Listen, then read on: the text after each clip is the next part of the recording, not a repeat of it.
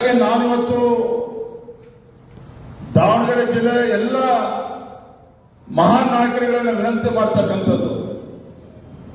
ಕಳೆದ ಉಪಚುನಾವಣೆಯಲ್ಲೂ ಕೂಡ ನಾನು ಹೇಳಿದ್ದೆ, ಇವತ್ತು ಕೂಡ ಹೇಳ್ತಾ ಇದ್ದೇನೆ. ಇಂದು ಕೂಡ ನಾವು ಹಳೆಯದನ್ನ ಮರೆತು ನಾವು ಒಟ್ಟಾಗಿ ಒಂದಾಗಿ, ನಾನಿಂದ ಇದ್ರೆ ಪಕ್ಷನೇ ನಡೆಯೋದಿಲ್ಲ, ನಾನು ಹುಟ್ಟಿದ ಮೇಲೆ ಬಿಜೆಪಿ ಹುಟ್ಟಿರ್ತಕ್ಕಂಥದ್ದು ದಾವಣಗೆರೆ ಜಿಲ್ಲೆಯಲ್ಲಿ, ಈ ಭಾವನೆಯಿಂದ ನಾವು ಹೊರಗೆ ಬರದೇ ಹೋದ್ರೆ ಇವತ್ತು ಕಾರ್ಯಕರ್ತನ ಹೆಸರುಗಳು ಹೇಳಿದಾಗ ಚಪ್ಪಾಳೆ ತಟ್ಟೋದನ್ನು ನಿಲ್ಲಿಸಿದ್ದಾರೆ. ನಾಳೆ ರಸ್ತೆ ಓಡಾಡೋದಕ್ಕೂ ಕೂಡ ಕಷ್ಟ ಆಗ್ತದೆ. ಅಂತ ಪರಿಸ್ಥಿತಿ ಬರುವ ಮುಂಚಿತವಾಗಿ ನಮ್ಮನ್ನು ನಾವು ಸರಿಪಡಿಸಿಕೊಂಡು ಪಕ್ಷದ ಹಿತದೃಷ್ಟಿಯಿಂದ ಒಟ್ಟಾಗಿ ಒಂದಾಗಿ ಸಂಘಟನೆಗೆ ಬಲಪಡಿಸುವಂತ ಕೆಲಸ ಮಾಡಬೇಕು ಅನ್ನುವ ವಿನಂತಿಯನ್ನ ವಿನಮ್ರವಾಗಿ ನಾನು ಮಾಡ್ತಾ ಇದ್ದೇನೆ ಅನ್ನೋದನ್ನು ಕೂಡ ಈ ಸಂದರ್ಭದಲ್ಲಿ ಇಚ್ಛೆ ಪಡ್ತೇನೆ.